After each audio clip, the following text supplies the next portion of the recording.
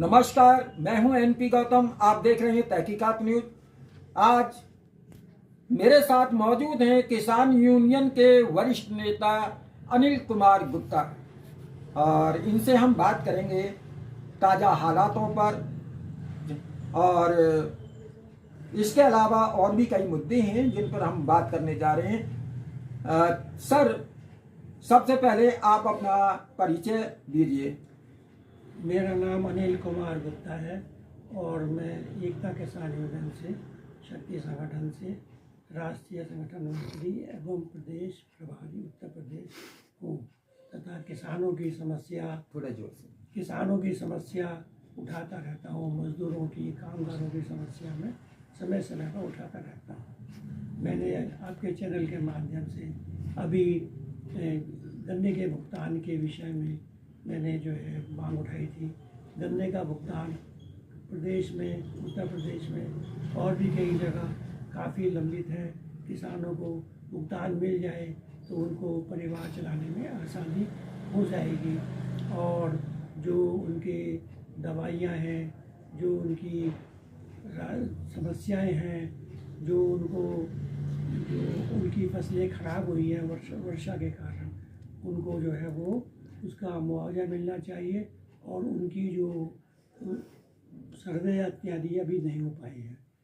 जो किसान हैं, जो मजदूर हैं, जो कामगार हैं, उनका विकास होने से देश का विकास होता है और इनका विकास होना चाहिए। वर्तमान में मैं माननीय मुख्यमंत्री जी से एक अनुरोध करना चाहता हूँ, पहले भी किया है आपके चैनल के माध्यम से, कि उन्होंने गन्ने का जो भुगतान है उसके लिए आवश्यक कार्रवाई करनी चाहिए। जो जिला प्रशासन है, जो मंडी है, जो कंपनी जो किसानों का गन्ना लेती हैं, वे मिल मालिक हैं, वे किसानों के हित की बात नहीं कर रहे हैं। वो किसान आंदोलन कर रहा है, जगह जगह अपने भुगतान के लिए आंदोलन कर रहा है। मैं माननीय मुख्यमंत्री जी ने पिछले कुछ दिनों में 30 रुपये गन्ने का ये भुगतान का जो मूल्य है वो बढ़ाया था, उसका भी मैंने स्वागत किया था और आज पुनः स्वागत करता हूँ। और माननीय योगी जी से एक निवेदन भी करना चाहता हूँ कि जब आप किसानों की आवाज़ है तो किसानों के हित के लिए कुछ कार्य कीजिए। किसान आयोग का गठन कर दीजिए, राज्य सरकार भी करे, प्रदेश में डबल इंजन की सरकार है और मोदी जी भी देश में किसान आयोग के गठन की घोषणा कर दें तो किसान अपनी समस्याओं को हल कर लेगा, अपनी समस्याओं को हल करेगा, जिसका सीधा श्रेय आपको मिलेगा। मेरा यही कहना है कि किसानों की समस्याओं का, जो उनके लंबित भुगतान है, जो उनके लंबित प्रकरण है, जो शासन प्रशासन उनको उनके जो कार्य हैं उनको करने में परेशानी पैदा करता है, ये सारी समस्याएं हल होनी चाहिए। जय जवान जय किसान। अभी हाल ही में दिल्ली में बम ब्लास्ट हुआ है और उसमें कई दर्जन लोग घायल हैं और काफ़ी लोग मर चुके हैं। तो ऐसे दुख की घड़ी में आप क्या संदेश देना चाहेंगे? देखिए, जो दिल्ली में अभी 1-2 दिन पहले ब्लास्ट हुआ है, ये बहुत ही दुखद घटना है।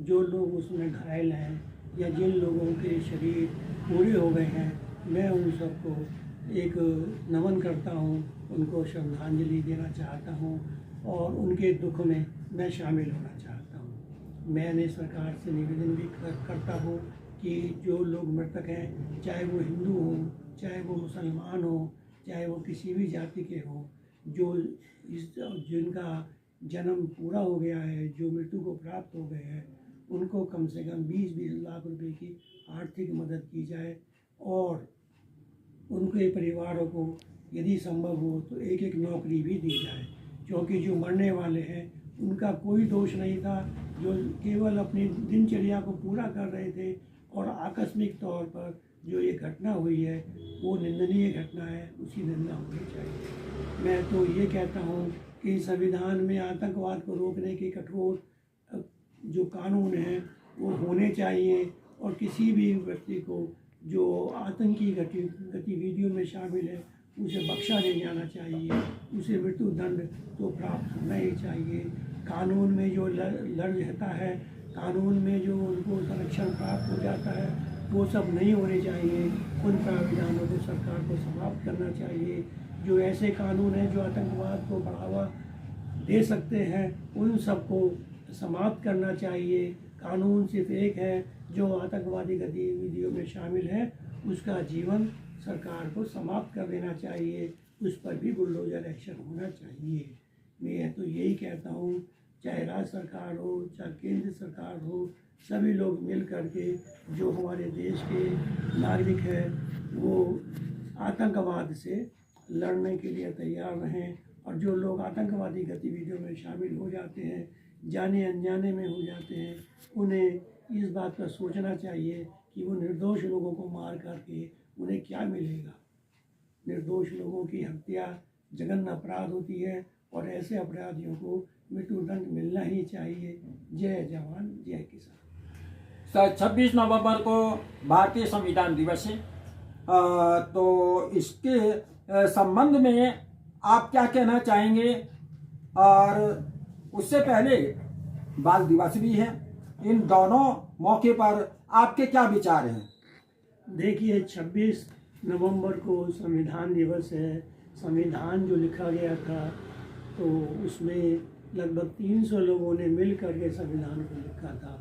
समाज के सभी वर्ग उसमें शामिल थे और बाबा साहब भीमराव भी उनमें एक शामिल थे, BN राव भी उसमें शामिल थे और बहुत लोग शामिल थे। लेकिन अभी पिछले 1-2 महीने से बाबा साहब अम्बेडकर के लाया जा रहा है।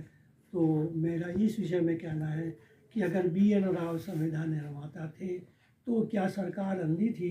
क्या समाज अंधा था जो अम्बेडकर को संविधान निर्माता बता रहे थे? ये ऐसा झूठ क्या है? इस समाज को स्पष्ट रूप से बताया जाना चाहिए। देश के संविधान की जो परिभाषा है उसमें कौन कौन शामिल थे, कौन कौन शामिल नहीं थे, किसका क्या रोल था, ये सारी चीज़ें समाज के सामने स्पष्ट होनी चाहिए। क्योंकि अभी पीछे सनातन यात्रा निकल रही थी, लोगों ने उसको रोकने की कोशिश की, जो कि एक दुर्भाग्यपूर्ण है। सनातन धर्म सभी का धर्म है, जो हिंदू हैं उनका तो है ही है, लेकिन जो मुस्लिम समाज के लोग हैं उनका भी ये धर्म है कि वो सनातन धर्म का सम्मान करें। अगर वो सनातन धर्म का सम्मान करेंगे तो सनातनी लोग इस्लाम धर्म का भी सम्मान करेंगे। जो बौद्ध लोग हैं, अगर वो अपने आप को समाज से अलग मानते हैं तो फिर वो रिजर्वेशन की बात क्यों करते हैं? बौद्ध धर्म अगर रिजर्वेशन की बात करता है तो उन्हें नहीं मिलना चाहिए। जहाँ तक अभी एक प्रकरण चल रहा है CG गवई का कि उनको जूता मार दिया, जूता मारने वाला भी हरिजन समाज से माना जाता है और बौद्ध समाज से माना जाता है, और जिसने जूता मारा था या मारने की कोशिश की वो भी एडवोकेट है और वो भी एक हरिजन समाज से ही है। वो पढ़े लिखे हैं, गोल्ड मेडलिस्ट है, राजेश किशोर करके उनका कुछ नाम है, जो बहुत लोग उनके पक्ष में खड़े हुए हैं। मैं तो जो गवई साहब हैं उनसे एक बात कहना चाहता हूँ कि आपने एक हरिजन होते हुए भी एक हरिजन समाज का सर्टिफिकेट उनको वकालत करने से रोक दिया। ये आपका क्या कानून है? क्या आपने कानून का दुरुपयोग नहीं किया? क्या आपने उस व्यक्ति की रोजी रोटी नहीं छीन ली? तो ऐसा करने वाले गवई साहब, आप कभी भी किसी के नहीं हो सकते। आप केवल एक घमंडी हैं और एक घमंड के अनुसार चलते हैं। जो संवैधानिक पदों पर बैठे लोग होते हैं उन्हें जो है घमंड नहीं, उन्हें तो समानता का विचार रखना चाहिए, सहजता का विचार रखना चाहिए। गवई साहब घमंडी हैं और घमंडी होने के कारण मैं आपको ये कहता हूँ कि आप देशद्रोही हैं। आपने एक दलित समाज के व्यक्ति को उसकी रोजी रोटी आपने छीन ली। ये आपने अन्याय किया है। इस अन्याय के लिए ईश्वर आपको कभी ना कभी सजा जरूर देगा। ये आप लिख कर रख लीजिए। मैं आपसे अब विषय आता है संविधान का। संविधान के अनुसार गवई साहब ने जो किया वो ठीक नहीं किया, संविधान के अनुरूप नहीं किया। संविधान में ये भी लिखा है कि आप संवैधानिक पद पर होते हुए आप जो है एकदम से क्रोधित नहीं हो सकते, आप संवैधानिक दायरे से बाहर नहीं जा सकते। आपने सनातनियों का विरोध किया, मूर्ति पूजा का विरोध किया, उनको आपने अपमानित किया, भगवान को अपमानित करने का अधिकार का भाई साहब आपको नहीं है। आप तो चोर और उचक्कों से भी ज़्यादा खराब निकले। जो चोर होते हैं, जो उचक्के होते हैं, वो भी ईश्वर को याद करते हैं, हे ईश्वर हमसे गलती है तो हमें क्षमा कर देना, हम चोरी कर रहे हैं, अपने पेट पालने के लिए कर रहे हैं, लेकिन हमसे गलती हो रही है, हमें क्षमा कर देना। तो भाई साहब आप तो क्षमा के योग्य भी नहीं है। मैं अंत में अपनी बात समाप्त करते हुए ये कहना चाहता हूँ कि संविधान बाबा साहब ने लिखा है, संविधान को आज बहुत लोग मानते हैं। इस संविधान को कोई बदलने की बात करेगा, कोई संविधान को छेड़ने की बात करेगा, कोई संविधान को समाप्त करने की बात करेगा, तो ये अनुचित होगा। चाहे देश का कोई भी बड़ा नेता हो, चाहे कोई क्यों ना हो, संविधान सर्वोपरि है। संविधान 140 करोड़ लोगों का है। 140 करोड़ लोगों की जो भावनाएं हैं उनको उनका सामंजस्य जो है संविधान के अनुसार होता है। संविधान सबका है, संविधान का पालन होना चाहिए। संविधान में जो भी चीज़ें हैं आप संशोधन तो कर सकते हैं, किसी भी बिंदु पर आरक्षण पर भी कर सकते हैं, और बहुत से बिंदु हैं जो देश विकास के हैं उन पर संविधान में संशोधन हो सकता है। बहुत सरकारों ने समय समय पर संशोधन किए हैं, लेकिन अभी संशोधनों की गुंजाइश है। जैसा कि अभी दिल्ली में बम ब्लास्ट हुआ है, ऐसे अपराधियों को संविधान में कठोर से कठोर कार्रवाई यानी कि मृत्युदंड से कम का प्रावधान नहीं होना चाहिए, वो नहीं छूटने चाहिए। मैं इन्हीं बातों की अपनी बात समाप्त करता हूँ। जय जवान जय किसान।